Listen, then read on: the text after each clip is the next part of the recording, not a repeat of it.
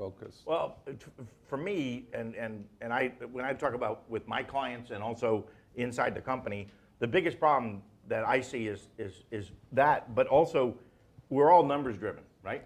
Whether it's incentive or whatever the case may be, and it's really the ability to say, don't work on this opportunity, work on that opportunity. Convert this lead, but don't work on that lead because you're not going to be able to convert that.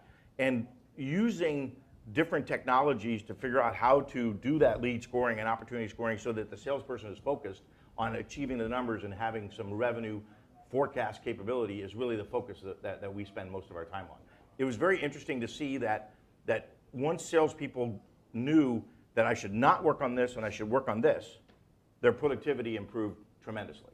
Their success in turning over deals more timely was also successful. So I think part of where I see the issue is we're all running very, very hard as salespeople, but we don't necessarily always work on the most important thing, the thing that will close. It's all very intuitive, and what we've used is predictive technology to kind of enable that so that we can pick. These are the opportunities that came from marketing that goes into inside sales. I can only work on 25,000 leads.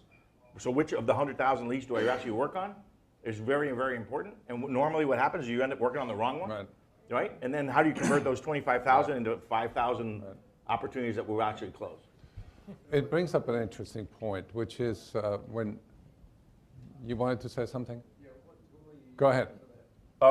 We use a company called DxContinuum, and it's a predictive technology. It's in SFDC, so it uses CRM data.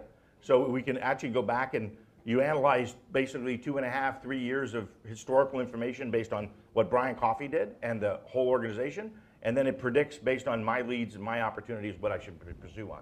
And the productivity of the sales reps improved tremendously. Right. And also we could do predictive, if you think about it this way, I can predict what the revenue is going to be next month. Now, hard to do that, but now I know which leads are actually going to move into opportunities, what opportunities will actually close in revenue. So you have a more predictive sales organization. Absolutely. The interesting point. The funniest part is the byproduct was I can look at an opportunity and I have a list of products or services that we offer. I can now predict what services will actually be sold, and therefore I can enable the teams.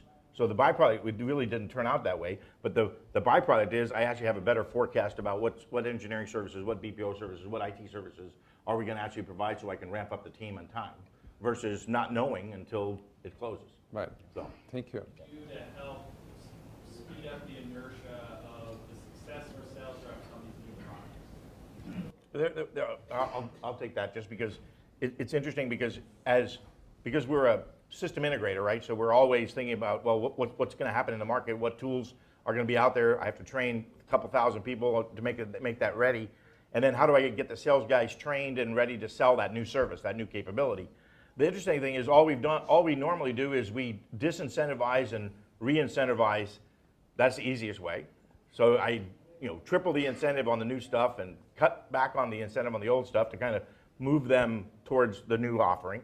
But two is that it's really around the adoption of understanding that new capability or that new technology or the new service that you want to sell. So when I go to my clients are always trying to figure out how do I optimize salespeople? How do I increase adoption of Salesforce.com or other CRM systems? Because that's the bigger piece. But then when I go and look at those CRM systems, they force the sales rep to enter in 5,000 things that are not valuable to the sales process itself.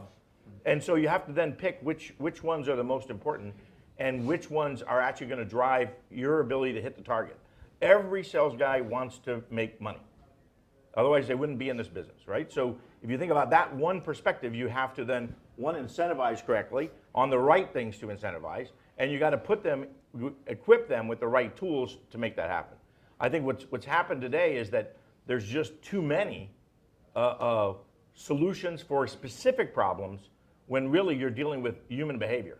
And human behavior is, I will do whatever is the easiest way to make my number.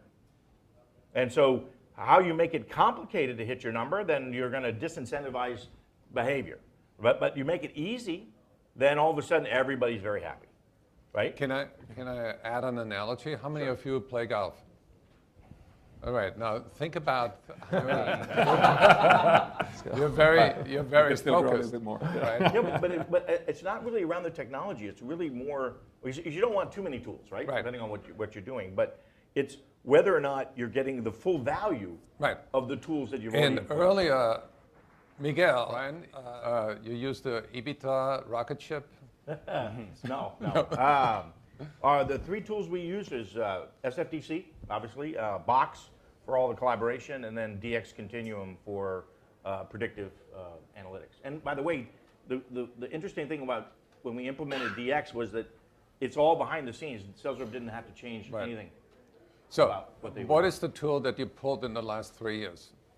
I'm sorry? Did you pull a tool that you nuked for Oh, one? yes. We threw out Oracle CRM, Siebel, a couple others like that. We just Okay. moved away. Miguel. We tried all those. It didn't, All right. didn't work. Yeah, so Salesforce.com. Specific. Yeah, we use all the analysts, right? Because they track a lot of that, all the TPAs and TPIs right there. So we use them primarily to understand our addressable market, not necessarily tools or technologies at this point.